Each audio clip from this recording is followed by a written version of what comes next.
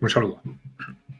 Bueno, pues nosotros nos vamos directos a Washington, donde está el presidente de Estados Unidos, Donald Trump, participando en una mesa redonda sobre Antifa. Vamos a escucharle. As you know, we have Muslim, all of the Muslim countries are included, all of the Arab countries are included, very rich countries and some that are not so rich, but just about everybody's included. It's never happened before. Nothing like that's happened before. And our final negotiation, as you know, is with Hamas. And it seems to be going well. So we'll let you know. If that's the case, we'll be leaving probably on Sunday, maybe Saturday, maybe a little later than Saturday evening, but that seems to be our schedule. It should be clear to all Americans that we have a very serious left-wing terror threat in our country. Radicals associated with the domestic terror group Antifa that you've heard a lot about lately, and I've heard a lot about them for 10 years. And other far-left extremists have been carrying out a campaign of violence against ICE agents and other officials charged with enforcing federal law. In Chicago, anarchists have surveilled at least 4 local ICE facilities and posted diagrams of the buildings online, meaning nothing but bad, accompanied by photos of specific ICE agents that they're targeting, one in particular who's a top person and a great patriot. In July, approximately a dozen Antifa-aligned militants stormed the ICE facility in Texas and then lured officers out of the building before firing dozens of rounds at police. They were crazy, frankly, shooting one Texas officer in the neck. And in Portland, Oregon, Antifa thugs have repeatedly attacked our officers and laid siege to federal property in an attempt to violently stop the execution of federal law. Everything we're doing is very lawful. What they're doing is not lawful. And what the governor and the mayor of, as an example, you could say of Portland, and you can say certainly of Chicago, it's not lawful what they're doing. They have to be very careful. In addition, 2 weeks ago, a radical left terrorist in Dallas conducted a sniper attack on a local ICE facility, killing 2 people and leaving behind a note that read, "Hopefully this will give ICE agents some real terror." That's bad. This attack came the very same month that Charlie Kirk was assassinated by a far-left extremist who inscribed the words, "Hey fascist, catch," meaning catch the bullet, onto the bullet shelf itself. The epidemic of left-wing violence and Antifa-inspired terror has been escalating for nearly a decade. At universities, Antifa has organized riotous mobs to attack campus speakers. I see it all the time. And these are agitators, anarchists, and they're paid.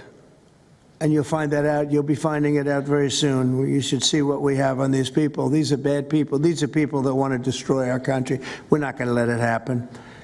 They've used armed gangs to assault local police in cities nationwide, and they've attacked journalists reporting on their crimes. So the journalists that report on their crimes, don't worry, you're very safe. I hope that's not going to turn you around, but they have been very threatening to people, but we're going to be very threatening to them, far more threatening to them than they ever were with us, and that includes the people that fund them. Probably some of the people I know, some of the people I dine with, but if they do, they're in deep trouble. So we're going to be looking very strongly at the people that are funding these operations. When you see the signs, and they're all made out of a beautiful paper, beautiful, nice, stiff, very expensive paper with beautiful wood handles, all the same.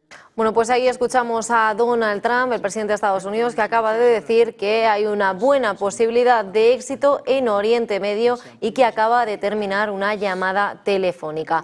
Además, ha dicho que es muy probable que el presidente de Estados Unidos vaya a Oriente Medio y que lo haga hacia el fin de la semana. Ha apuntado que el día que es posible que vaya a Oriente Medio es este domingo.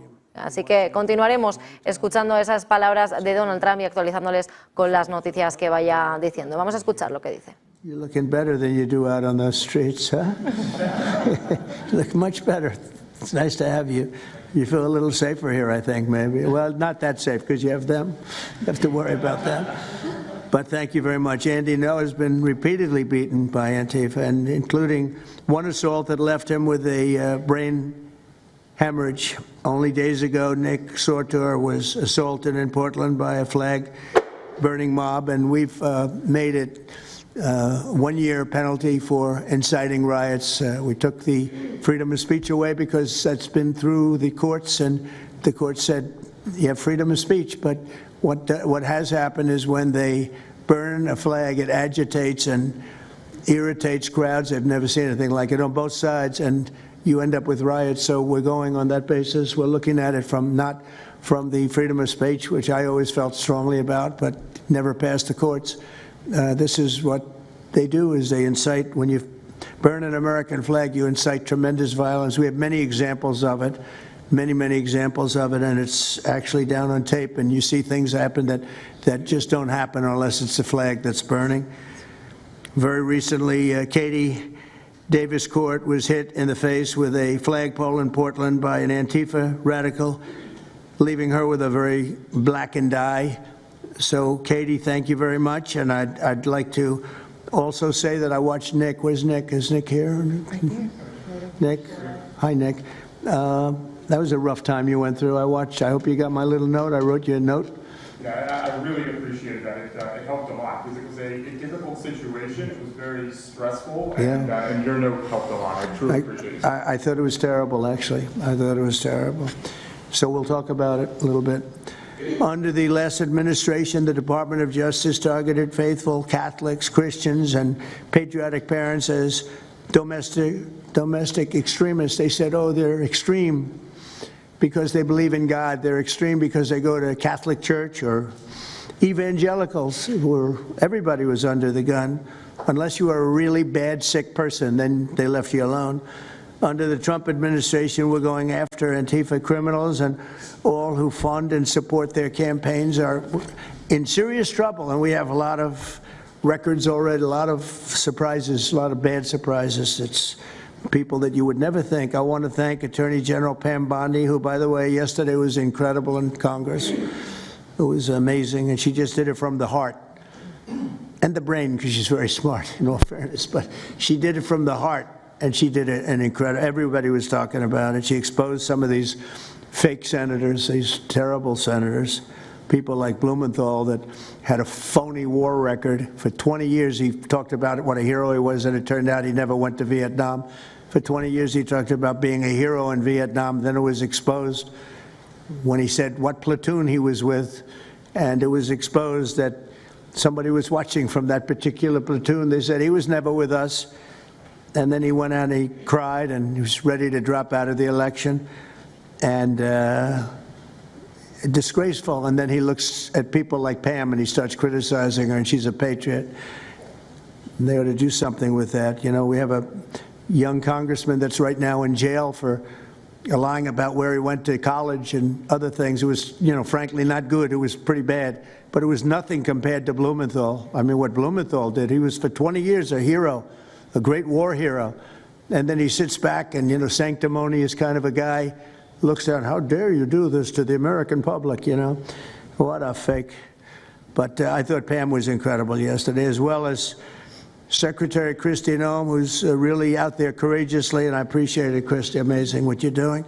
FBI Director Kash Patel, who's really coming up with some great information, Kash. It's great. Keep it coming, because there's plenty of it. Deputy Attorney General, one of the best lawyers you'll ever find. Todd Blanche, who I know personally is a good lawyer because I'm here. Thank you very much, Todd. Good job, Todd. Let me ask Attorney General Bondi to say a few words, and then we'll follow it up with Secretary Noem and Director Patel. And we're going to have some of the people around the table, very courageous people, and they're going to be talking, journalists, almost all, and they're going to be talking, and we'll take some questions from the press at the end. Okay, Pam, please. Thank you, President Trump. And as you made clear, Antifa is a domestic left-wing terrorist organization. We've seen them on video for years because they wanted to be seen and they got away with it. They beat journalists, They attack courthouses, they attack police stations, they dox and assault our law enforcement officers. The Biden administration let them commit these crimes with total impunity for years. So did Democrat leaders like Pritzker and Mayor Brandon Johnson. Last week, independent journalist Nick Sorter was arrested just for protecting himself against Antifa. I saw it online and I called Nick. I couldn't believe what happened. He did all this just trying to save our American flag from being burned. He was pushed down and assaulted, yet the local police arrested Nick, not the Antifa thugs who did this to him. Antifa feels empowered to operate in the open because weak Democrats have turned a blind eye to their actions. Their hatred for President Trump and for law and order agendas fuels their violence. We've seen more than 1,000% increase in attacks against our ICE agents since January 20th. Secretary Noem is out there fighting for you firsthand to keep our federal officers safe, to keep our federal buildings safe, and we're not going to have it anymore, these thugs. We saw what's happening in Portland and Chicago, and you saw what happened in Dallas. No longer. This is not activism. It's anarchy. We can't and we will not let masked terrorists burn our buildings, attack our law enforcement, and intimidate our communities. Under your leadership, President Trump, we're deploying the full might of the federal law enforcement to crack down on Antifa and other domestic terrorist organizations led by Stephen Miller. And Stephen, thank you for everything you're doing. Last week, I issued a memo ordering our federal law enforcement agents, DEA, FBI, U.S. Marshals, and ATF to protect ICE officers from Antifa and other radical left-wing violence. Director Patel has been going non-stop. He and Deputy Attorney General Blanche were in Chicago yesterday. While Secretary Noem was in Portland, we are around this country fighting against this domestic terrorism. We had Apple and Google take down the ICE block apps. Hope they continue to comply with that. It's threatening the safety of our federal law enforcement officers. We're not going to stop at just arresting the violent criminals we can see in the streets. Fighting crime is more than just getting the bad guy off the streets.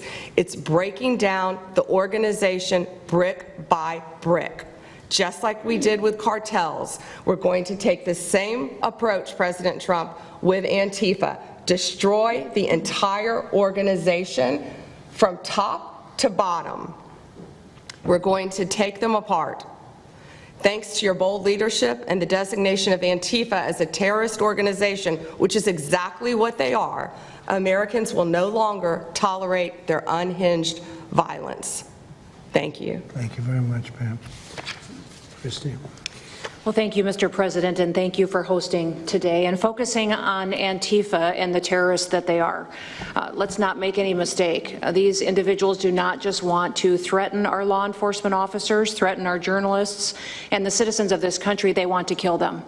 Their agenda is to destroy the American people and our way of life, and this president is standing in their way. He is stopping them from bringing their death and their destruction to the individual citizens in this country that just want to raise their kids and their grandkids in peace and in safety. I want to also thank everyone around this table for being so bold and so brave, for standing up and recognizing the threat that Antifa is to our way of life. By recognizing how advanced they are, how sophisticated their networks are, how they've infiltrated our entire country, and we're seeing them play out with their tactics from city to city, and how they have built out their funding mechanisms. And sir, I also want to thank our Treasury Secretary for his work in getting to the bottom of these funding mechanisms and individuals who are perpetuating this violence on our American cities. I was in Portland yesterday and had the chance to visit with the governor of Oregon and also the mayor. They're in town and they are absolutely covering up the terrorism that is hitting their streets. While you talked about some of the stories of our ICE agents, our Border Patrol agents, how they have been attacked, how they have been shot at, injured, the damage that they've done, these leaders in these local cities, along with Pritzker and Johnson, ignore what's going on, or, sir, they're helping Antifa cover it up. We have arrested dozens of individuals that are Antifa members or affiliated with them, and I want to thank our Attorney General for prosecuting them and making sure they never see the light of day again.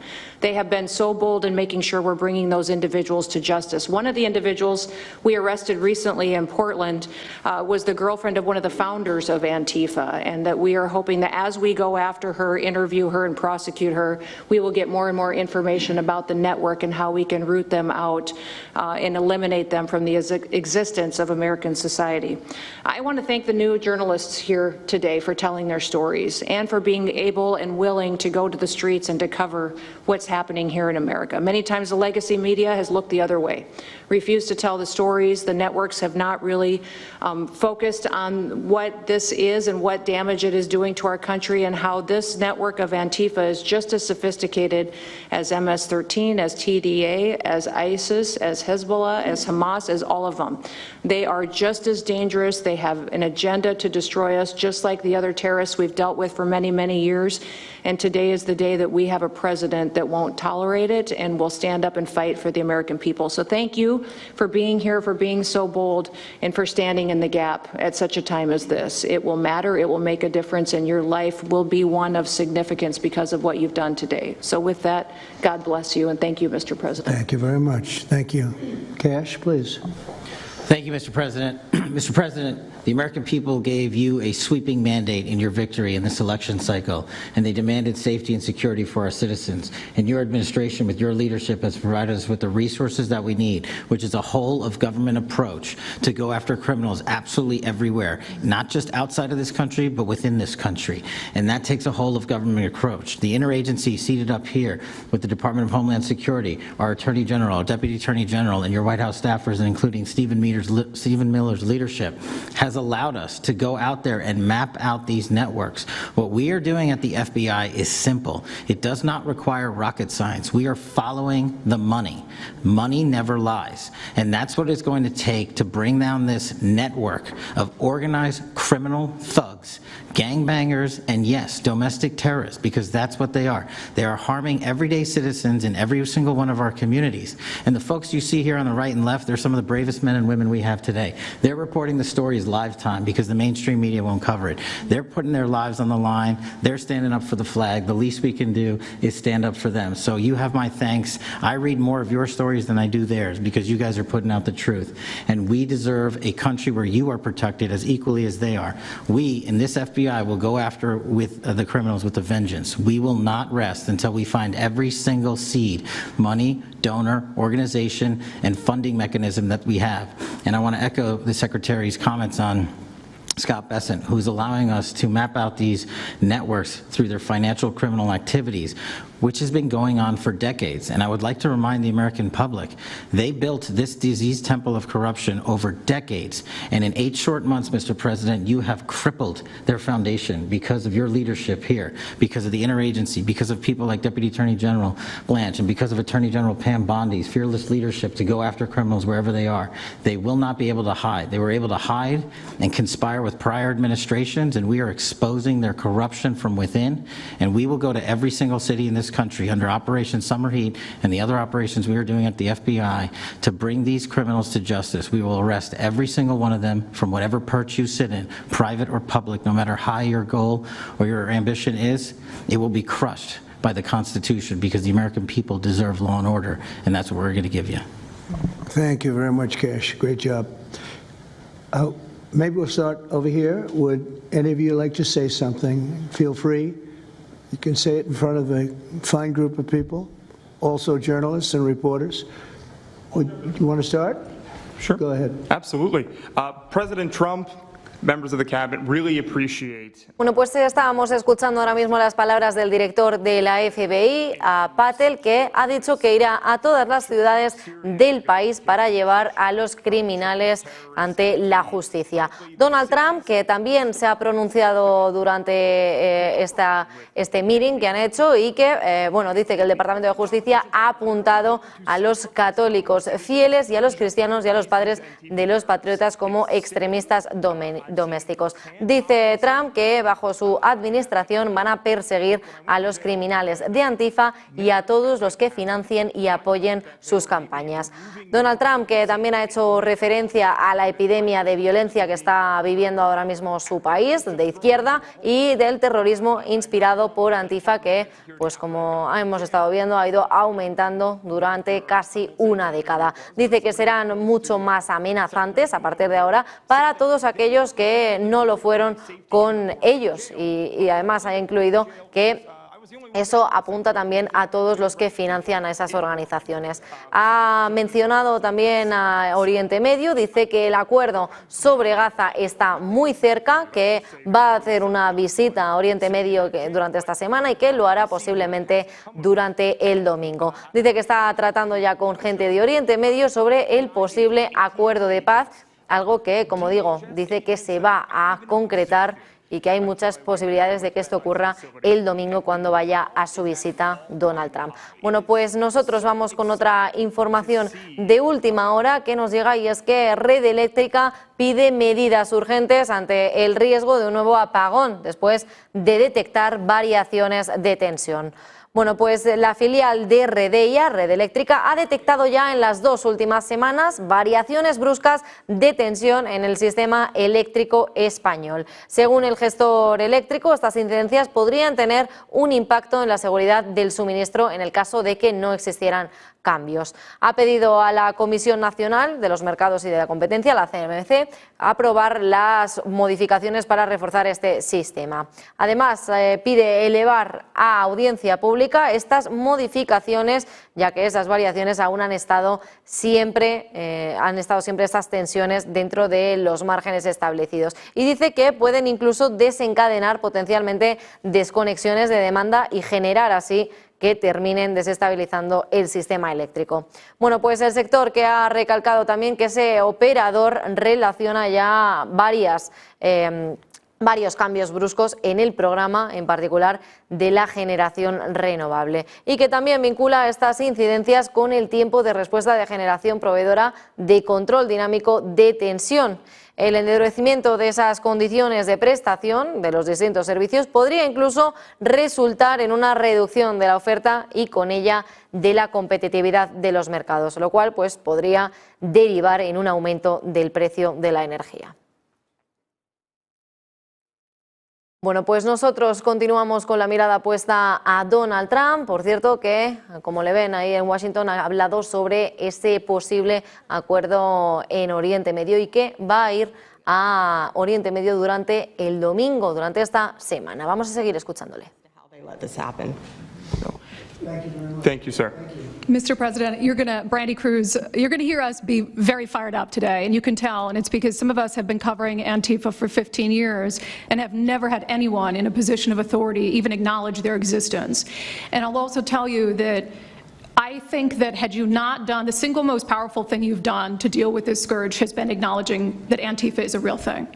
I genuinely believe there would be people at these tables who would be dead today and would have been killed in Portland had you not called them a terror organization and said we're going to bring the full weight of the federal government to bear. I talked to Katie Daviscourt in Portland the other day. She'd been assaulted all summer, and she said the same thing, that it seems quick to violence as soon as you made that designation.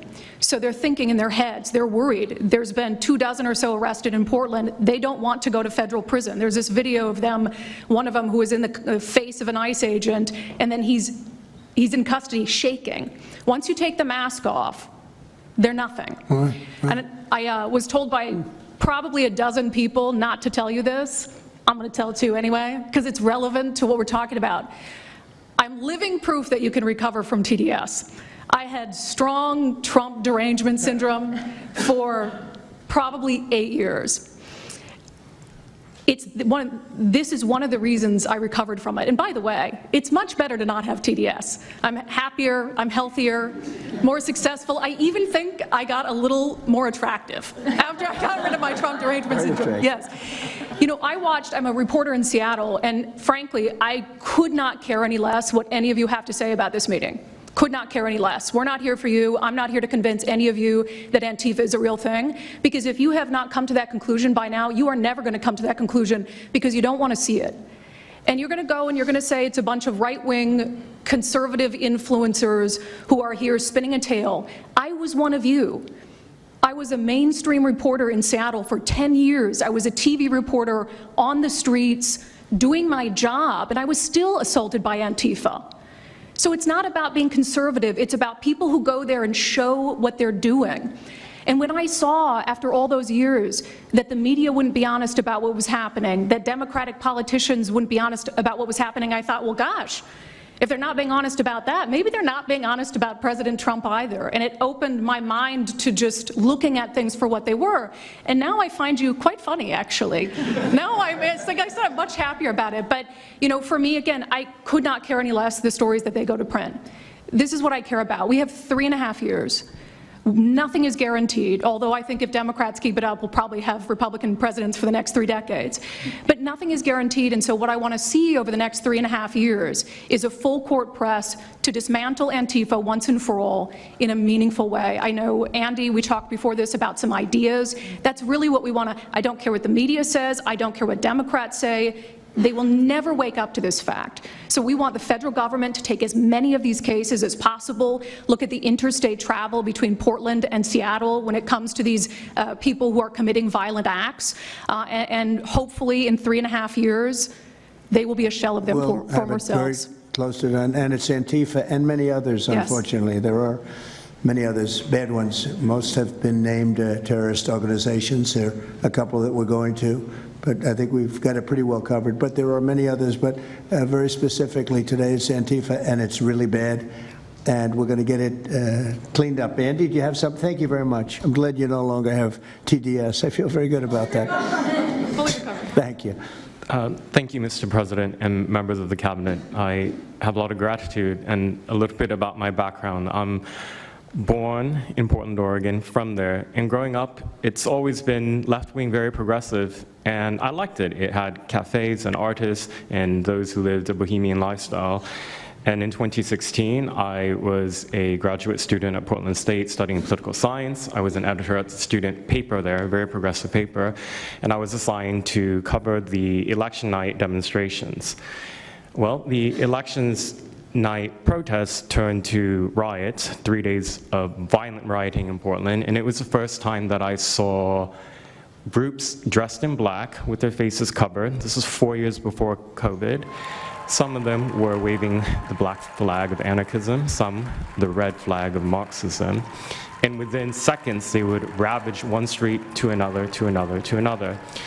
And the next day, I would read the legacy media, which I still read at that time and looked forward to, and I looked up to those journalists, and I was really shocked to see that the narrative was that these, in my view, anti-democratic political violence was legitimate acts of protest because people were concerned about racism or all these other lies. And so for the next 4 years, I just continued going out with my video camera. I thought, look, people can ignore what I write because of spin, but videos can quite speak for themselves. And in 2019, it led to me nearly losing my life. I was covering another Antifa protest turned riot. At that point, had been routine in Portland, and then I was ambushed in a mob beating, and I had never been in a fight. I didn't even realize that I was being assaulted until seconds in. And the punches came from everywhere on my head and my face, and I was bleeding out of my eyes and ears, and then they threw all the drinks in my eyes to humiliate me further and to laugh at me. And I was rushed to the hospital in an ambulance and CT scan, and I had subarachnoid hemorrhage, which is bleeding in the brain. I nearly died. And after surviving that, the reporting that I saw in liberal media it seemed to suggest that I had deserved it because they branded me far right, and some even went so far as to suggest that I maybe faked my injuries. A BuzzFeed reporter asked for my medical records, which I did provide, but this felt so, it's like because I didn't die in that attack, there was another round of people who wanted to finish me off. But I continued, and then 2020, Portland was really the epicenter of the longest political violence. Those months of riots, I was on the ground, undercover, and there was an assassination there. There was a supporter of Donald Trump named Aaron Danielson who was shot dead by a self-described Antifa member who then fled out of state and died in a shootout with US Marshals. In 2021, I returned undercover, naively thinking that enough time had passed, and was chased through the streets of downtown and beaten, nearly choked out. The person who was trying to choke me out held me so tightly that I had the blood, the vessels in my eyes burst. So one of the symptoms were my eyes were completely red after that, and I was hospitalized. So thank you so much for acknowledging Antifa and for directing your administration to treat them as domestic terrorists. It's going to be really challenging because how they organize is that they are decentralized, autonomous, and they operate on deception. And we're still to this day told that they don't exist, that it's a figment of our imagination. I think the DOJ could look at federal conspiracy charges. The state of California and San Diego County last year broke up an Antifa cell in San Diego. And I think maybe perhaps the State Department should designate Antifa, its international arm, as a foreign terrorist organization, FTO. So thank you so much for this invitation, Mr. President. Thank you very much, Andy. Great. That's a rough time you had, huh? So the chokeout was almost the end, you felt? Yeah, that was my only near-death experience in my life, and I'm quite shaken when I think about it now. It really feels unbelievable to me that on the streets of America that this type of violence against citizens could become so routine and accepted and cheered on by people. Although, you know, in the immediate aftermath of Mr. Kirk's assassination, we saw again that type of depravity play out on quite large swaths of the left. So there's a deep sickness that's in this country right now, and it pains me a lot to acknowledge it. Bueno, pues escuchábamos a Brandy Cruz, una periodista independiente que pues ha dicho que algunos de ellos han estado cubriendo a Antifa durante 15 años y que nunca han tenido a nadie en la posición de autoridad que reconociera su existencia. Y ahora mismo Donald Trump, que sí que la reconoce y que va a poner cartas sobre el asunto. Escuchábamos también al director del FBI, a Cash Patel, que ha dicho que dentro del FBI sí que continúan persiguiendo a los criminales con venganza. Dicen que no van a descansar en ningún momento hasta poder encontrar cada semilla, cada dinero, cada financiación que esté reportada por parte de cualquier tipo de organización y de mecanismos de financiación, y que mirarán todo ello con lupa. Además, ha hablado también la secretaria del Departamento de Seguridad Nacional, Kristi Noem, y ha dicho que su agenda es destruir al pueblo estadounidense. Vamos a escuchar ahora las palabras de Donald Trump. Or this low IQ mayor gets up. I mean, he got up, he's got a 5% approval rating, and the people are all against him. They want people to come. Beautiful black women are wearing a MAGA hat last night on television. Beautiful people. And they said, we don't care who comes, just stop the crime. They don't care, frankly, they don't care if it's National Guard and military. Send in anybody you want, stop the crime. And they're afraid to go out. They can't even go out.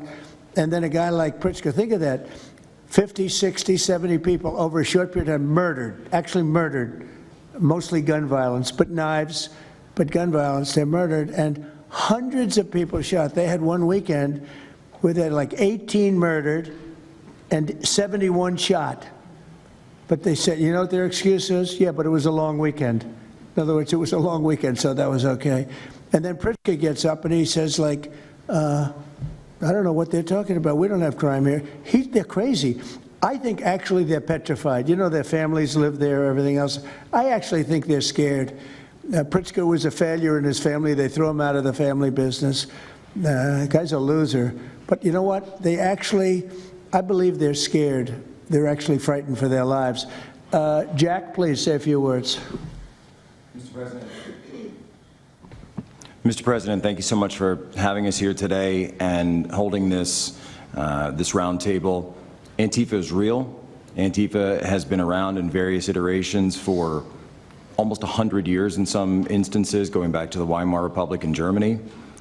And it's now been just under 1 month since we saw a far leftist murder Charlie Kirk, and we saw thousands upon thousands of people, other far leftists and people in positions of authority, people like nurses and pilots and doctors and HR departments, celebrating the death and the murder of Charlie Kirk. This sickness that's out there is absolutely real. And Mr. President, thank you for mentioning the fact that one of the bullet casings read, "Hey fascist, catch" on it.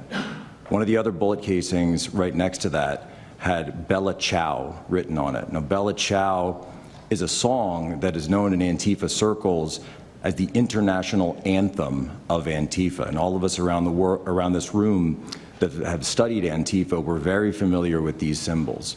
And Mr. President, I think the situation is getting worse. When you look at people like Luigi Maggioni in his 20s, Thomas Matthew Crooks, of course, who took a shot at you, sir, the ICE shooter in Dallas, and now this Tyler Robinson, we're starting to see a pattern of more and more murderous violence.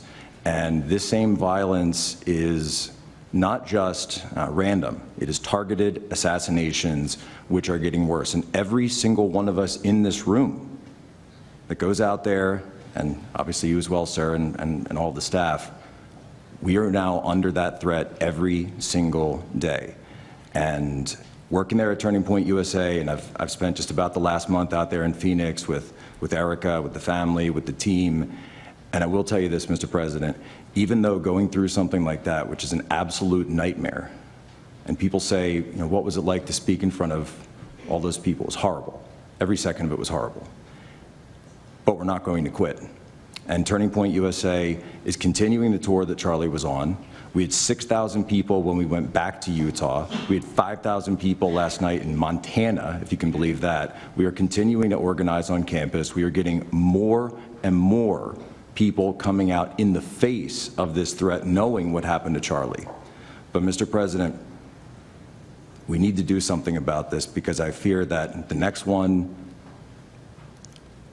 who could be killed could be sitting at this table right now. And we're not going to stop, but they need to stop, and they will not stop until they are stopped. Thank you. Thank you, Jack. I appreciate it very much. One thing I have to say is that Washington, D.C. was almost as bad. I don't know what could be worse than Portland. You don't even have stores anymore. They don't even put glass up. They put plywood on their windows, but most of the retailers have left. But Washington, D.C. was so bad, and Pam, I'd say it took 12 days to really make it pretty good, and a month to make it great. And now people are going out to dinner. The restaurants are booming. They don't have enough seats. They're opening up new restaurants because many of them closed. And people are walking down the street totally safe. A reporter, I'm not sure if she's there. I can't see so many reporters. There she is. She was violently assaulted. And I don't know, she tends to be somewhat liberal, but she wasn't liberal on this one. I appreciated your honesty, but that won't happen again. It won't happen again. You're lucky you're alive, frankly, with what happened. I know exactly what took place. So Washington, D.C., our capital, we thought we'd start there appropriately, and it's safe, and people are so happy. They're so happy. And now it's a couple of months. I went to dinner there. I felt totally safe. I gave a press conference right in the middle of the street, which I don't think Secret Service was thrilled about. But, you know, I'll tell you what, I wouldn't have wanted to do it 6 months ago. It's incredible what happened. Now we're in Memphis. As you know, we're having a great impact in Memphis. It's been only a week, but it's, Cash, I hear it's been amazing what's happening there just very early. But you take a look at D.C. and you take a look at some of the other. We've had a big impact there. What we haven't said, because Pritzker said, well, crime is going down in Chicago. Well, 5 months ago, Cash went to Chicago with a lot of FBI agents just to prepare it, so that we went in with, I guess you could call it a surge, call it whatever you want, but would be even more effective. And we're going to be doing that, and very, very strongly doing that, because Chicago is a very unsafe city. It's a great city. The head of the Union Pacific Railroad said, sir, please save Chicago. It's a great city. It can be saved. Other cities are gone. I mean, they're lost. They can get better, but they're just really, they've been so decimated. But I'm so proud of what they've done so quickly in D.C., and it's taking place quickly in Memphis, where we were asked to go by the mayor and by the governor. And it's really incredible what we can do and how fast we can do it. Let's go for two more. Would you like to go? And then Katie, you'll go. Okay, please. Yeah, thank you, Mr. President, for having us here. And not to sound like a broken record, but it needs to be said that Antifa is real. Yeah. It's real. It's a threat. I just saw them last weekend over in Portland while they're causing mayhem over there. And the reason why there's such a big problem is because we have Democrats and a lot of people in the mainstream media refusing to acknowledge that they even exist, right? So how can we as a country begin to address it if we have large swaths of these people who are supposedly decision makers and people who are supposed to inform, they don't want to say that it exists. Because the common who are supposed to inform say that it exists. Because the common argument is like, well, they're not a real organization because there's no national leadership, they don't have a national headquarters, so how can law enforcement go after a group that doesn't exist like that? Well, law enforcement goes after criminal groups that organize to rob banks or do smash and grabs. They don't have a registered LLC, they don't have official membership cards, they don't have a business address, but law enforcement still goes after them because they're working as a group. These people don't just show up, randomly at the same time to do the same thing, dressed in a very similar fashion, espousing the same ideology. And they say, well, it's an ideology. It's like, well, yes, it's an ideology because there's people alive, present, that believe in it, and they're acting on it.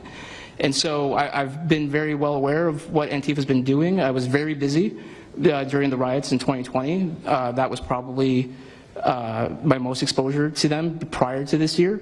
I've been at the ICE facility at Broadview. I'm originally from the Chicagoland area, unfortunately, but that's where I grew up around. Like I said, I was in Portland. I was covering the riots in Los Angeles as well, and probably one of the most disturbing parts about that is, in addition to Antifa being present, they were tagging the streets with CJNG, which is Cartel Jalisco Nueva Generación, which is a cartel. So you have these people who are working basically in concert with other terrorist groups to say that we're here, we're present, and we're gonna attack federal agents and people who are gonna expose what we do. And so, to be clear, political violence, sustained political violence that we're seeing in this country is not a both sides issue.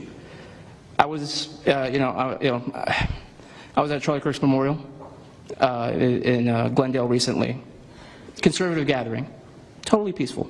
It was the most peaceful gathering that I've been at. Every other time that I've been covering violence in the streets, just this year, just this year, it's always been from left-wing people, radical left-wing people. And it's not even just Antifa anymore. The shooting that happened in, the defensive shooting that happened in the Chicago area, that wasn't someone dressed in black bloc. That was just somebody that had taken upon themselves to go out and try to interfere and ram federal vehicles. So people are becoming more and more radicalized, and it was to be expected, unfortunately. And the reason why we're in this position today is because after I was done covering the riots, I was at the border from the San Diego sector all the way down to the Rio Grande Valley sector, covering the border crisis month after month. And we all knew the solution to that. We all knew why it was happening. It's because, well, it's racist to have a border. It's like, well, actually it's not, but okay. And so it required you to come back into office and to fix the problem. Bueno, pues nosotros continuaremos poniendo la mirada a Washington DC, esa comparecencia que se está llevando a cabo en la Casa Blanca, pero mientras vamos a actualizarles con información que nos llega por parte de Macron entre esa situación política, esa tensión que está viviendo Francia durante los últimos días. Bueno, pues atención porque conocemos que Macron va a nombrar ese nuevo primer ministro en las próximas 48 horas. Parece que después de tener esas conversaciones con Le Cornu, con el primer ministro francés que dimitió, bueno, pues se conoce que va a haber ese nuevo primer ministro en las próximas 48 horas y de momento lo que no se descarta es que sea de nuevo el ex primer ministro Le Cornu. Nosotros volvemos a poner la mirada a las palabras de Donald Trump y mientras tanto sí que actualizarles lo que ha dicho hasta ahora el presidente de Estados Unidos. Hablaba sobre ese posible viaje el próximo domingo, este domingo, a Oriente Medio y que quiere que se ponga ya de inmediato ese alto al fuego y que avancen esas conversaciones con Hamás. Vamos a continuar escuchando. Great job. Thank you very much. Katie, please. Hi, Mr. President. It is an honor being here today, and I first wanted to start by thanking you guys for designating Antifa a terrorist group. It's exactly what this group is. It's a long time coming. I'm an investigative journalist from Seattle. I work for the Post Millennial alongside Andy No and Jack Posobiec. I have been infiltrating Antifa cells in Seattle and Portland for the past decade. I know their inner workings, and Antifa uses extreme political violence to crush the civil rights of their political enemies and believes that violence is justified by any means necessary. But today, I want to focus on what is happening in Portland at the ICE facility. I've been covering this for the past 4 months, and this is a call out to corporate media who has completely ignored this story or has falsely reported on it. This is nothing short other than a sustained attack on the United States, which is being supported by Democratic elected officials. The Portland Police Bureau has completely abandoned several blocks outside the ICE facility, giving away their jurisdiction to a terrorist group who has spent the past 4 months harassing, assaulting, and intimidating anyone they perceive to be against their cause. Not only have federal agents been relentlessly assaulted for more than 100 consecutive days, black-clad anarchist militants concealing their identities behind black facial coverings have been assaulting reporters just for trying to cover their crimes. Today, I am sitting here with a black eye and a concussion after being violently hit in the face with a metal pole while reporting outside the ICE facility just this past week. After the attack, I immediately went to three Portland police officers who refused to detain the suspect. I took the time to chase down the suspect in the streets, had her held for 35 minutes. I was waiting for Portland police to come, and they never came. Then that's what opened to my eyes to what this group is actually doing. I watched 20 Antifa militants help my assault suspect escape into an Antifa safe house that is 1 block away from the ICE facility. And this safe house is where Antifa-affiliated protesters are conducting paramilitary operations. It's where they're arresting.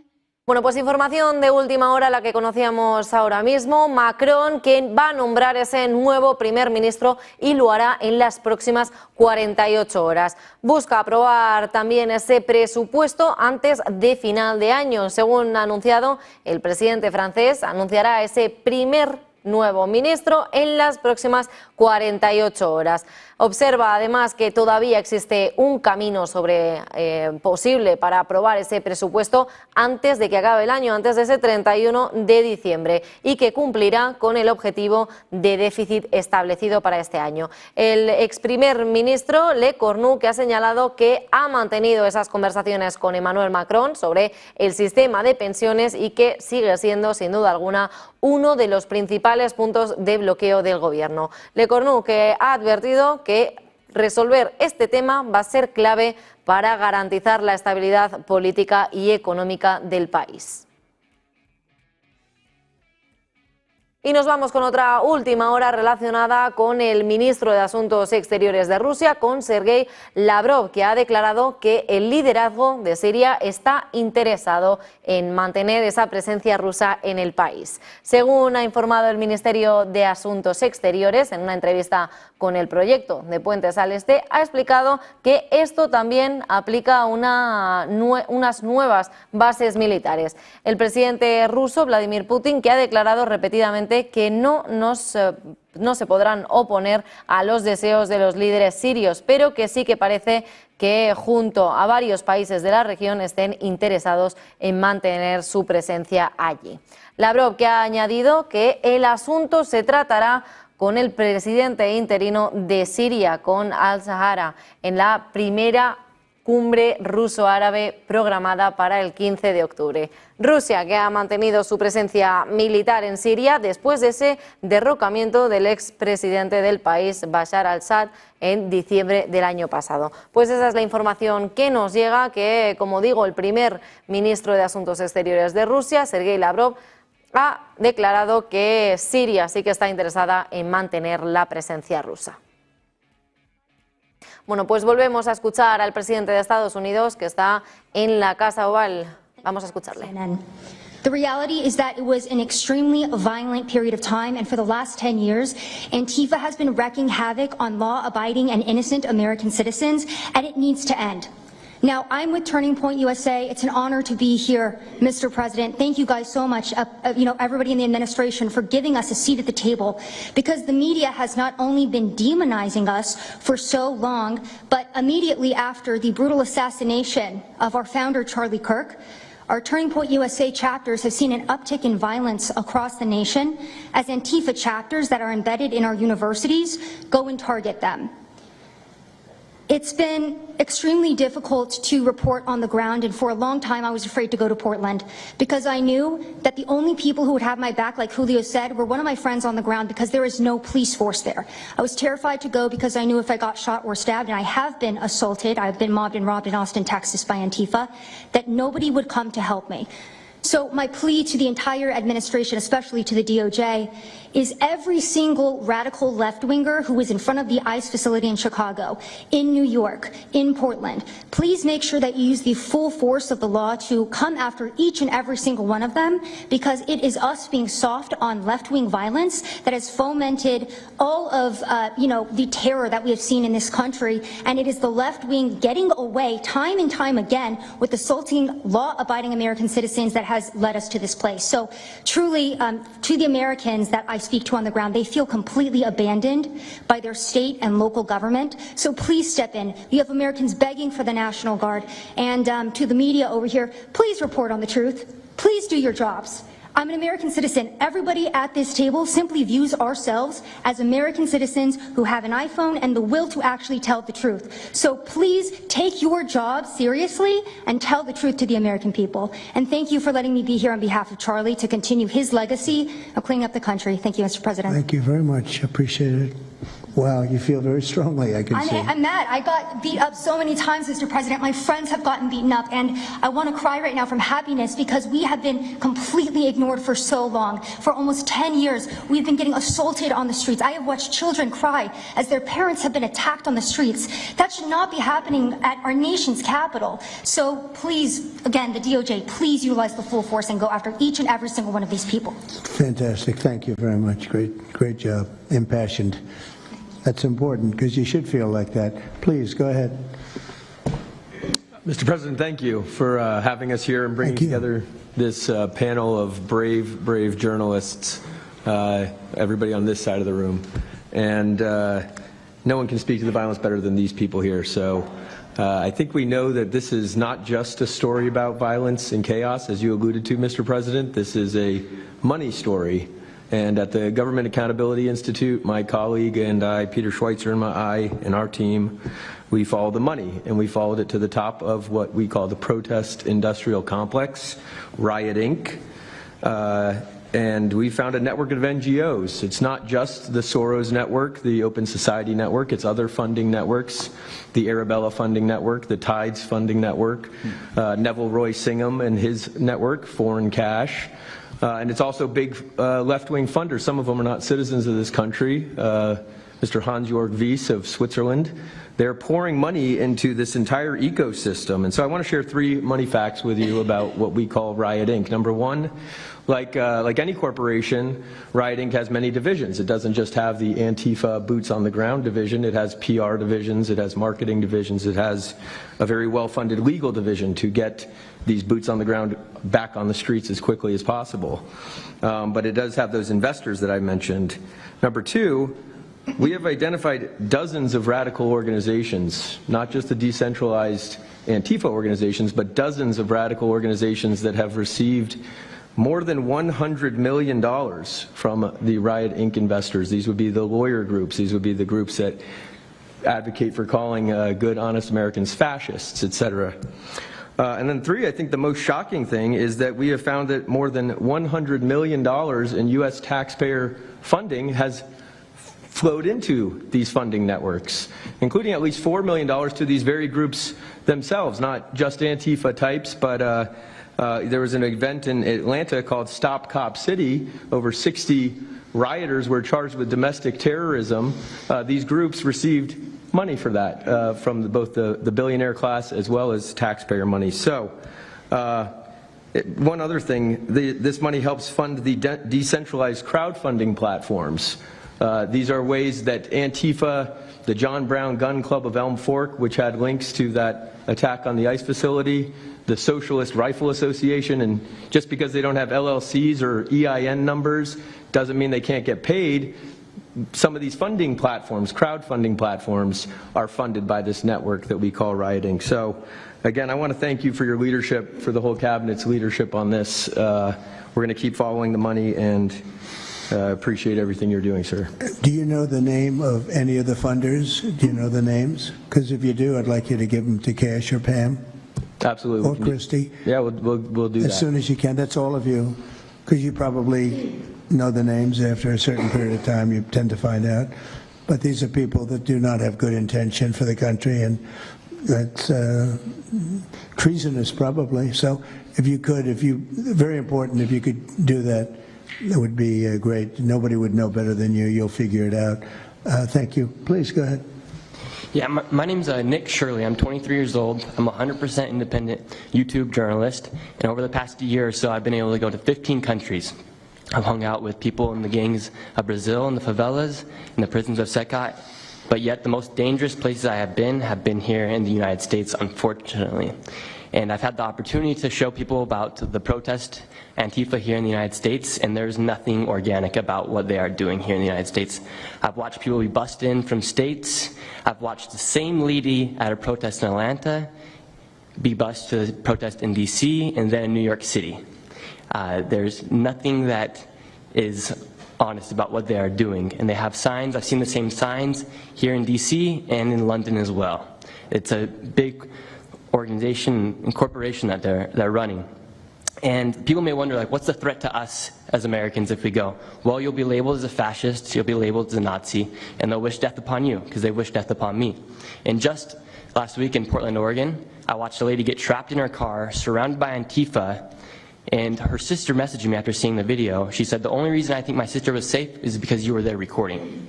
I also was chased out by a member of Antifa who said he would smoke me, and next thing he knew, a DHS sniper had lasers on his chest. If he was not there, who knows what would have happened that day. These people are very dangerous, and people wonder how they're able to do it. It's the reason is because these cities are not enforcing the law. And why should these people be worried if the law is not being enforced? And we are not far right, nor are we far wrong. We're just right. And the truth about what's happening here in America with these groups is very dangerous, and I thank you, Mr. President, and your administration as well for acknowledging that. Thank you very much. It's too bad you have to go through it. I know, it's a little crazy, right, Mr. President? Well, you're going to get to the bottom of it, so it's a very important thing you're doing. Thank you very much. Please, Cam. Yeah, I've just got something very short. I'm attacked every time I do my job. When I leave my house to go to work, I am violently assaulted. I've had guns pulled on me. I've been bear sprayed. I've been beaten down. I've been almost killed. So my question for all of you is, how would you feel if every time you showed up to work, masked militants tried to kill you? Because that's how we feel. That's our lived reality. And you guys go and tell us that we're liars, the riots aren't that bad, right? I've never seen any of you guys on the ground.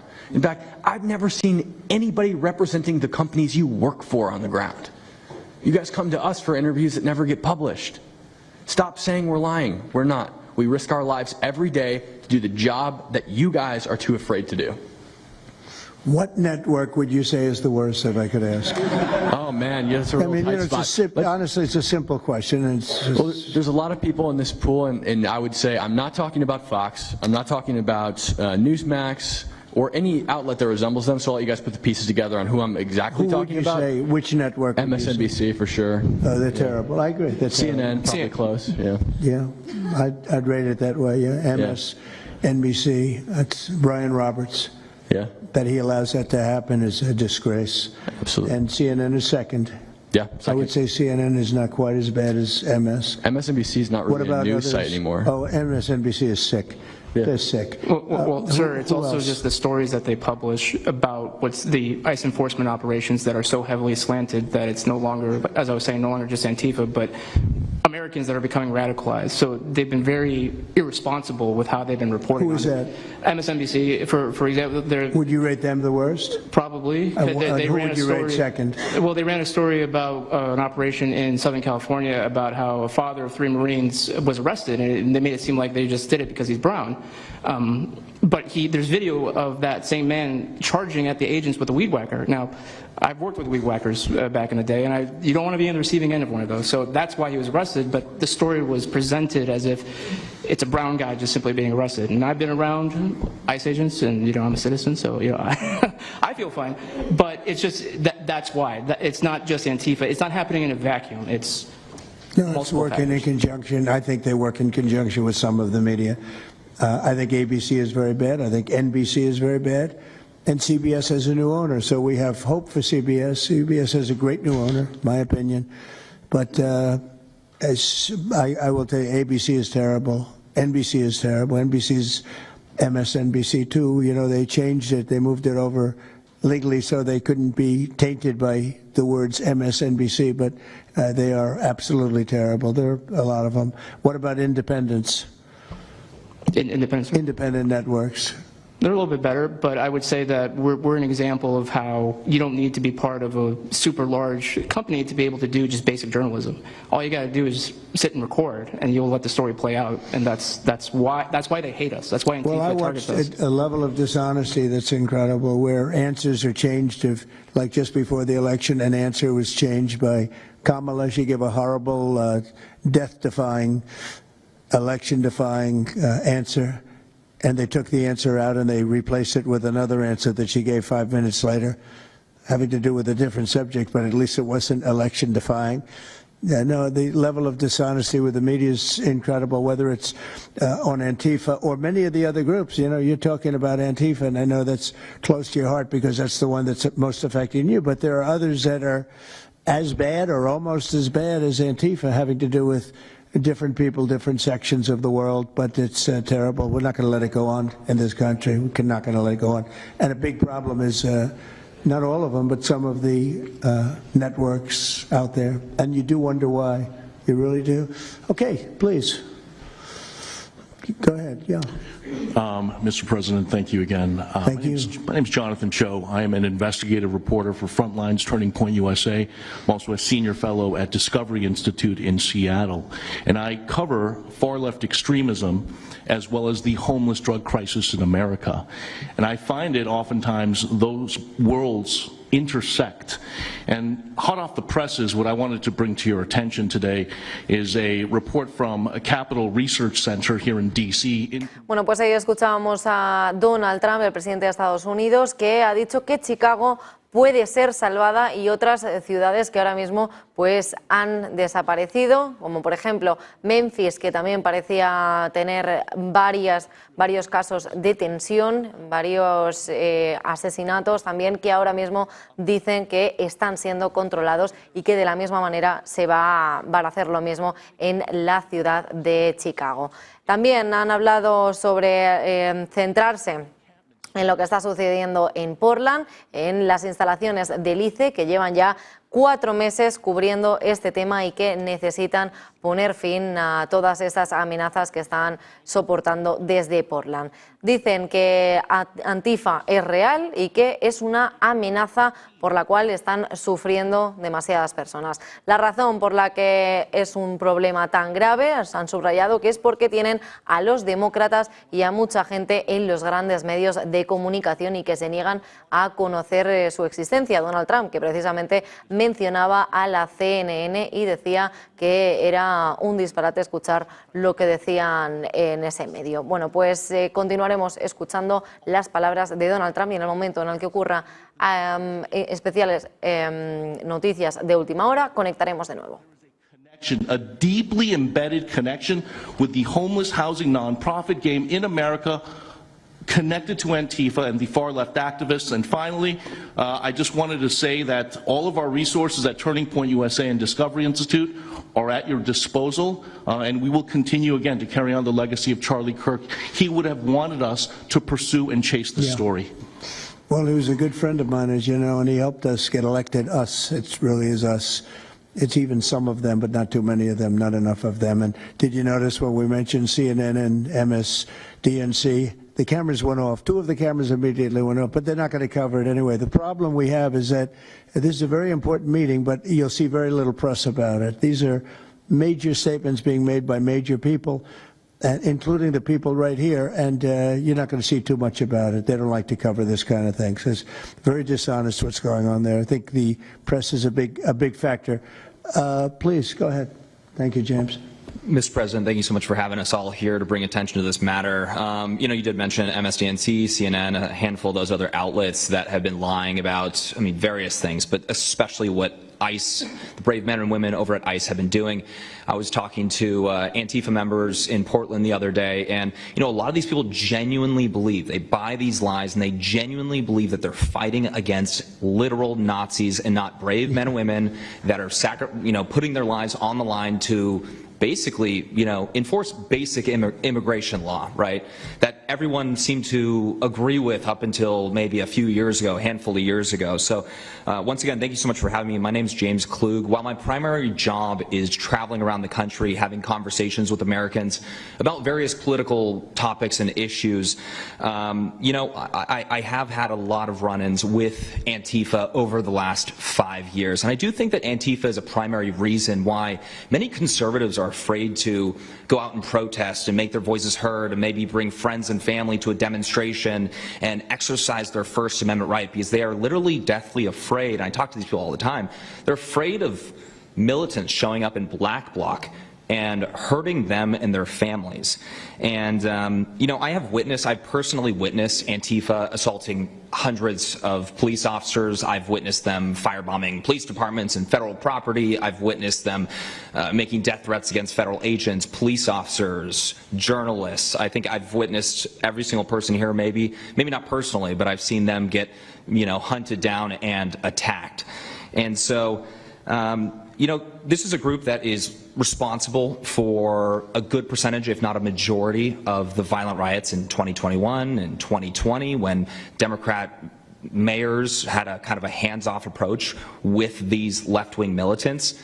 Just as a quick reminder for everybody, we're talking about dozens of murders that happened in those riots. We're talking about billions of dollars of damage to property and communities all over the country. We're talking about thousands of officer injuries. So this isn't just like some little thing that they're, you know, oh, they punch a journalist here and there. No, they're responsible for a lot of damage and a lot of people that have, you know, unfortunately died and basically suppressing people's voices, you know.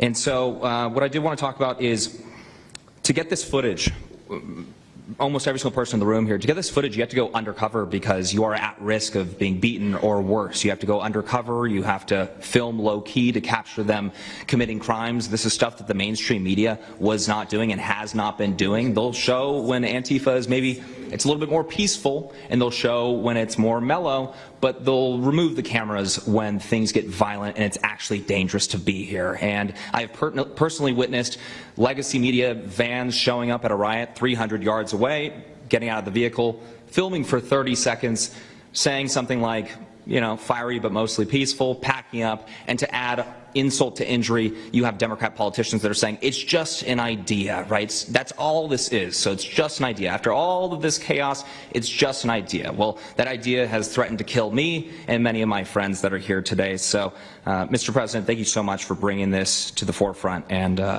it's definitely making a big change. Really appreciate you. One question, so why is it there are numerous groups? I mean, Antifa is terrible, but you have other groups that I guess probably are almost as bad or just as bad. Not one other group was mentioned. I'm sort of surprised at that. You just come into contact with Antifa? It seems to be that you mostly come into contact with Antifa. Please. there's a lot of overlap, and I would say that, for instance, Jonathan brought up the Democratic Socialists of America. They're basically the same thing. I mean, there's a lot of Democratic Socialists of America who are out there in black bloc, you know, hiding their faces. And so I think we use, and I do understand, for the record, I do understand the challenge, as Andy pointed out, with Antifa as a graspable entity. I do. But at the end of the day, when you look at behavior, you prosecute behavior, right? We're not prosecuting ideas or ideology, you're prosecuting behavior. So whether you can prove that this amorphous thing is Antifa or someone has a patch that says Antifa, it doesn't matter. You know, did they assault someone? Did they assault a federal agent? Were they engaged in rioting? What is it? And so they're always using that, oh, well, they don't call themselves Antifa, even though some of them literally do. It's called Rose City Antifa. How long has it been around in Portland, Andy? Since 2007. They call themselves Antifa. In Seattle, I was outside the federal building, and they were yelling, there's no police here, this is Antifa land. And then at the same time, Democrats, like our governor, oh, Antifa is an idea. But yeah, I think Antifa can overlap with a lot of other entities and organizations. Okay, very good. Thank you. You know, President Trump, I just wanted to add this real quick, because you were asking which mainstream media outlet is the worst. What I think, it's any of them that decided to call Kilmar Abrego Garcia Maryland Dad. Because when I'm out there on the street talking to these people, you know, they call Maryland Dad is this human, he's actually a human trafficking MS-13 gang member that's illegally in the country. But the amount of people on the street that I spoke with that thought that he was a U.S. citizen that was being deported to Uganda is dangerous. These people genuinely believe, based on what comes out of the garbage standing over here, that you guys are deporting U.S. citizens.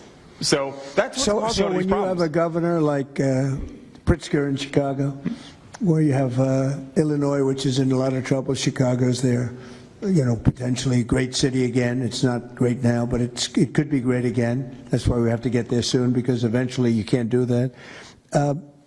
What makes a man like that say that things are wonderful? Why doesn't he say, we love that President Trump is going to come and help us clean up Chicago and make it safe again, as opposed to fighting us and pretending that there weren't 50 murders and 200 shootings and all of that? Why is that? Go ahead, Nick. To spite you. To spite you, to spite the administration. That's simply what it's about at this point. Because, you know, if you go and talk to some of these citizens, like I'll use Portland as an example again because I've been there for so long now. You talk to the neighbors that live in the apartments next door to the ICE facility. There are veterans with PTSD that live there, and they're here all night long screaming, fireworks being lit off by these rioters, children crying because they, you know, can't sleep at night and they're scared of all the noise outside, and they can't leave. They can't. I mean, they got a lease. You can't just leave. These people aren't wealthy individuals, and that's one of the major problems here. And these people are afraid to come out and speak out.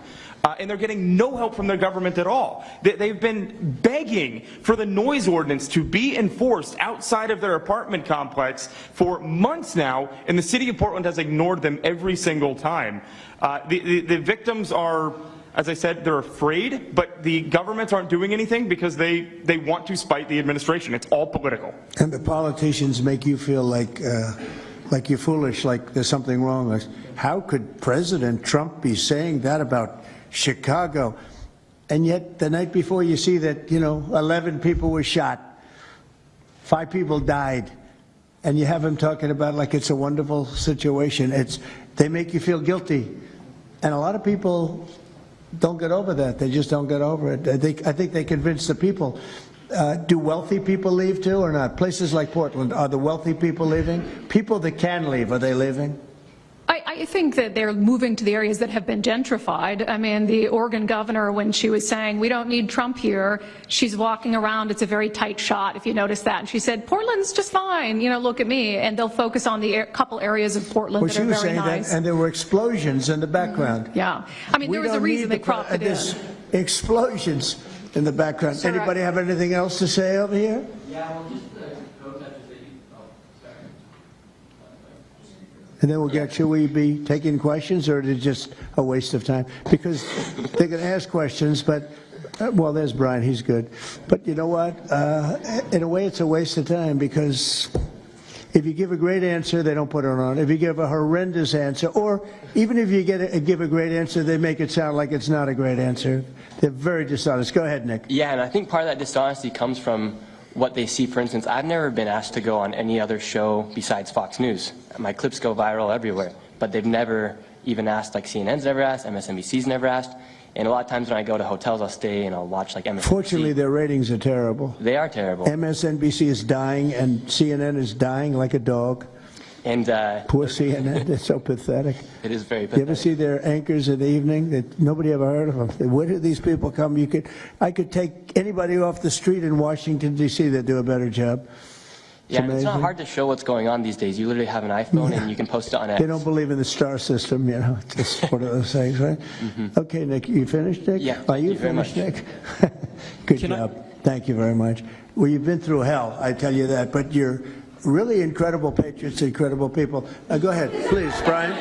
Brian, go ahead. I'm so thankful for each and every one of you here right now, and I'm very grateful that my network, Real American Voice, has partnered up with many of you. Jack and Sylvan, you have a show on a network. Many of you, Savannah, have appeared on a network as well, so thank you for being here. My question is this: in terms of following the money, I would just notify that the city of Austin is cleared to vote tomorrow to basically waive a $120,000 fee so that a No Kings, basically an anti-Trump rally, can occur in their city. They're bypassing the fees, rolling it to the taxpayers. So my question is to you: what can the people of Austin, Texas do right now to make sure that their tax dollars don't fund a No Kings anti-Trump rally coming up? Well, you just tell me. I would love to do something about that. You know, bring a lawsuit, do something. You know, the best thing you can do is have honest elections, because the elections are totally rigged in so many of these places. You know, you take a look. The people, they're all loving you. They can't breathe. They love so much, every one of them. You don't see one negative. Then all of a sudden you lose the election by 20 points. The elections are so rigged, and we proved that in 2020 more than any other time.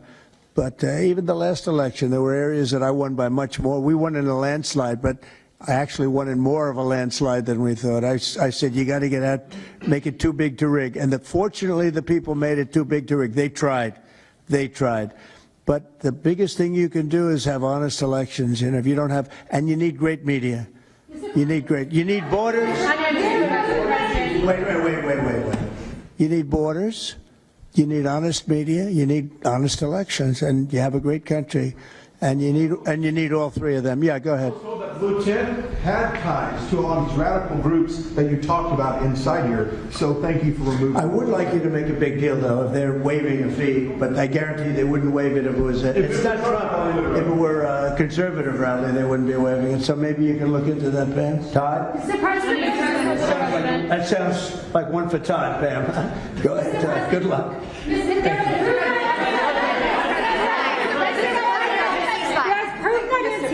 Actually infiltrated on. I am with what network? I'm with Al Arabiya. It's an Arabic network based in Riyadh in Saudi Arabia. But I am before in Pula today. Mr. President, you said that you might go to the Middle East on Sunday. Do you mean Egypt and Israel? And would you consider going to Gaza to see what things are on the ground? I might do that. I may do that. We haven't decided exactly. I'll be going to Egypt most likely. That's where everybody is gathered right now, and we appreciate that very much. But I'll be making the rounds, as the expression goes. I probably will. Mr. President. Go ahead. Just to clarify, you said you might go to Gaza. You're saying that's the first topic. I'm representing the TV pool, but I'm with NBC, so. That's too bad. Okay. Well, just to clarify, you said you might go to Gaza, and then the second question I had earlier today, you said the mayor of Chicago and the governor of Illinois should be jailed. Have you asked the Justice Department to look at possible charges? No, I've seen the law, and when you have a group of people where the police call off the safety for ICE officials, I've understood that, and I've read it today in numerous journals, that's illegal. What they did is I guess it was ICE, Christie, right? They were under threat, and the police were helping beautifully, and it was fine, and then all of a sudden, a woman was on the line saying, everybody, move back, get out, and they were given an order by the second person in the police department, and the governor knew about it, the mayor knew about it. I understand that's a criminal offense. Do you want to comment on that, Christy? Yes, sir, we're seeing that kind of pattern happen with local law enforcement and state law enforcement, not just in Illinois, but also out in Oregon, too. In fact, in Portland, I was there yesterday, but some of the ICE officers were telling me that as they drove by the rioters that were saying, kill ICE agents, Molotov cocktails, melt ICE, that the Portland police were cheering them on and had their fists in the air cheering on the rioters that were threatening their lives. So in Chicago, we had a 10-car caravan trail our ICE officials and pin them down, and those ICE officials, to get out of their vehicles, a woman tried to ram them and run them over, and shots were fired to get them to safety. So it's happening on a regular basis, and any elected official that allows this to happen and gives cover to those kind of individuals who are perpetuating murder should absolutely be prosecuted, in my opinion. Mr. President. Daniel. Thank you, Mr. President. And by the way, we have Marco Rubio. Marco, come on up here, please. He's going to bring a little stability to this group. Come on up. Does everybody know Marco Rubio? Is there anybody that doesn't? Some of the reporters don't. That's why they shouldn't be reporters. Which job is he here for today, Come sir? on up here, Marco. Anything we should know about the Middle East? That's what we're hoping to talk to you about here, Mr. President. Let's stay with He's doing a good job. He was born for this job, I can tell you. Daniel, please. Mr. President, thank you very much. I have two questions for you, if that's okay. Seamus talked a little bit about the money aspect of this. Do you believe if you go after where the money is coming from with Antifa, in regards to Antifa, do you believe that would be similar to cutting the head off the snake, so to speak? And it would help. You know, I don't know that it would be totally complete, but it would certainly, you'd knock out 75%, 80%, 85%. These people, a lot of them don't believe it. You know, when they, I watch them, I say, I can almost tell a pro by, they're like professionals. That's all they do. And they get paid by somebody.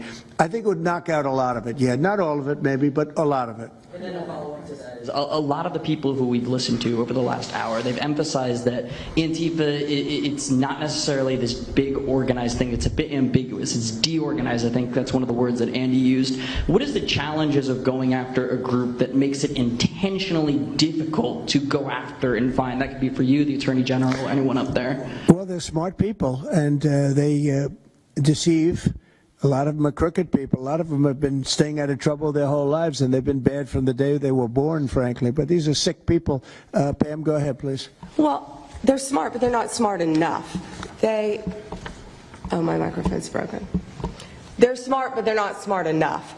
They have been covered by these liberal cities for so many years, and that's why we're all working with Treasury, with all these different departments to find the criminal conspiracy. Okay.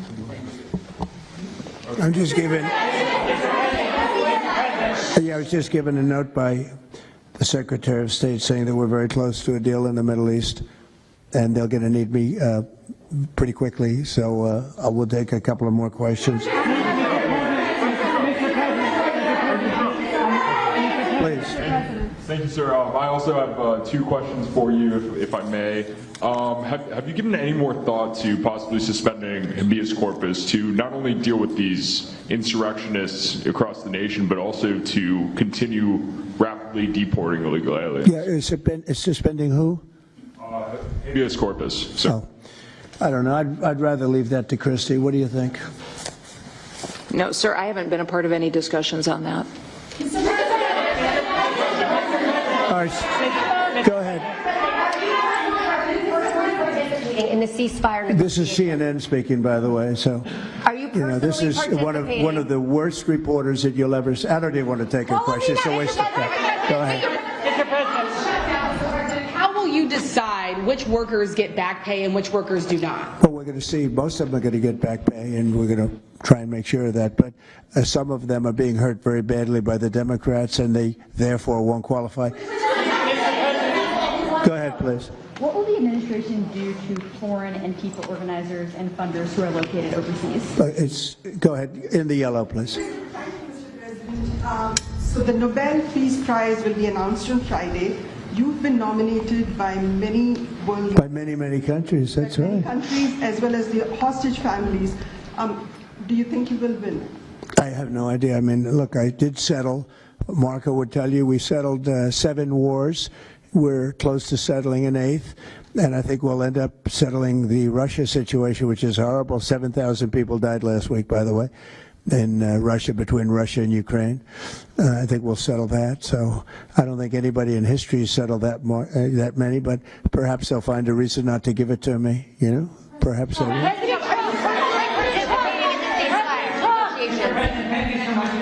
Thank you. Going to the shutdown quickly, what is your position on the extension of health care subsidies, which is what Democrats are asking for? All I want to do is very simple. I want to get the country open, and then we're going to discuss that.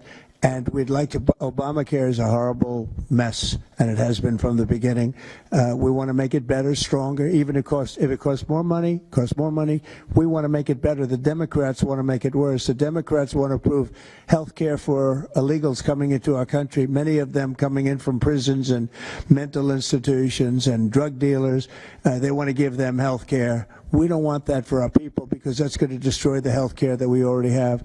We'd like to make Obamacare better for people, less expensive and better health care. Yes, ma'am. Mr. President, I'm wondering if you've been briefed on the organization and funding of Antifa, and if so, what have you learned? I have been, and they have pretty good knowledge, but they're going to have a very good knowledge. And I really ask these very brave patriots that we're surrounded with today to let us know, because I think you probably have some pretty good ideas. And even if you're not sure, let us know and we'll figure it out, okay? If you could do that.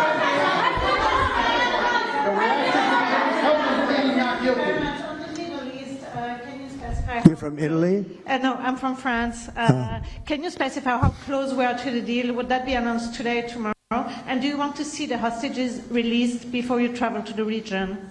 No, I think I'll probably go maybe before the hostages are released or shortly thereafter, pretty much shortly thereafter. Yeah, please. Participating in the negotiation. Go ahead. Who are you with? Who are you with? The Center Square. I had the honor of asking you originally if you would designate Antifa a terror organization. And I stand here before you today, and I'm echoing what Andy said over here. Are you going to work with your administration, as the Secretary of State's here, are you going to work with your administration to designate it a foreign terror organization? You mean a terror? Antifa? A foreign terror organization. Well, has that been done? Pretty close, right? Would you like to see it done? Yes, Mr. President. Do you think it would help? They have foreign links I'd be glad all to across do it. Western I think it's Europe. the kind of thing I'd like to do. If you'd like, does everybody agree? If you agree, I agree. Let's get it done, okay? Let's get it done. Marco, we'll take care of it. Mr. President. That's international, you mean? Yes. International. Yes, Mr. President. Sounds good to me. Foreign terror organization. Steve, are you okay with it? Yes, it's true. There are extensive foreign ties, and I think that would be a very valid step to take. Good, I think so too. Yes. Good, I think it's a good point. Thank you. President, are you planning on participating in this? On the shutdown, we are now about 1 week away from military service members missing their paycheck. We'll always take care of our military. Would you encourage Congress to pass a standalone bill to pay our service members? Yeah, that probably will happen. We don't have to worry about it yet. That's a long time. You know what 1 week is for me? An eternity. 1 week for me is a long time. We'll take care of it. Our military is always going to be taken care of. Yeah, please. Blue dress, blue. President, Rebecca with Blaze News. I'm curious to know, so you're talking about the money funding these Antifa organizations, and somebody brought up Roy Singham, I think it was you, who, by the way, is married to one of the co-founders of Code Pink, this infamous left-wing organization. I'm curious to know the administration. Who is that? Who is that? Bueno, pues escuchábamos a Donald Trump hablar y que también Marco Rubio se le ha acercado para entregarle una nota, un papel, en el que acto seguido ha dicho Donald Trump que dice estar cerca de un acuerdo entre Oriente Medio, entre Israel y Hamás. Además, que va a ir a Oriente Medio y lo hará durante el domingo que viene. Vamos a escuchar lo que ha dicho Donald Trump. Oh, my microphone's broken. They're smart, but they're not smart enough. They have been covered by these liberal cities for so many years. And that's why we're all working with Treasury, with all these different departments to find the criminal conspiracy. Okay. I'm just giving. I was just given a note by the Secretary of State saying that we're very close to a deal in the Middle East, and they're going to need me pretty quickly. So I will take a couple of more questions.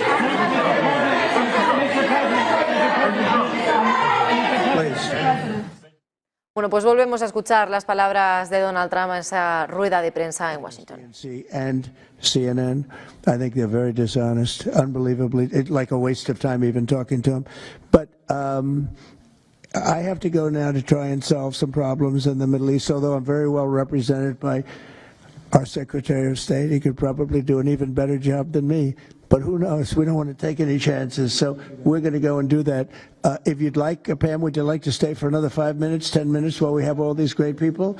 And I'll let Pam and Christy take over and get some good points out. I just want to thank the people around the table in particular. You've been amazing. You've been brave. You're real patriots. You're real patriots. And at some point, we're going to have to look into, at least in certain cases, rewarding you with some very important medals and honors, okay, as we have done and will be doing with Charlie Kirk. You know, Charlie is getting the Presidential Medal of Freedom, which is our highest award outside of the Congressional Medal of Honor. And I think they're sort of even. One's civilian and one's military. But unfortunately, the civilian sometimes is military also because of what we have to go through on the streets of this country. I can only tell you this: we have a great nation. We have a nation that's right now the hottest in the entire world. We're the hottest nation in the world, despite all of the things we've been saying today. But that's going to make your job easier, because nobody's doing better than we are financially. We've never done better. We've had, I think, 58 stock market increases since I've been top, meaning record increases. We have never seen anything like it, and we're going to keep it going. That makes it a little bit easier for what we're doing. I guess maybe it also makes some people crazy because they don't want to see us do well.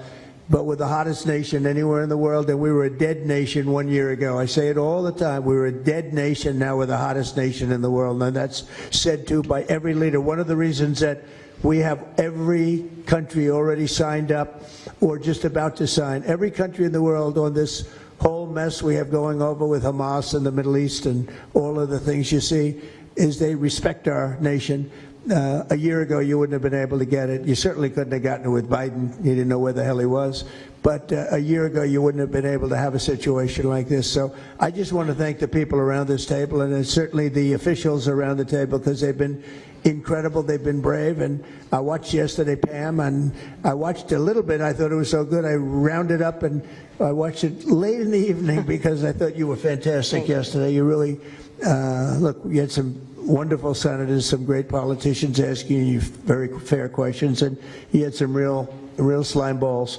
But I thought you were amazing, so thank you very much. And Christy, thanks for the great job. Cash, thanks for the great job. Always my man back down there. He's the silent type, but he's a hell of a lawyer. Thank you all. We're going to get peace in the Middle East. That's what we want to do. Thank you very much, everybody. Bueno, pues ahí escuchábamos las palabras de Donald Trump, que ha terminado su discurso.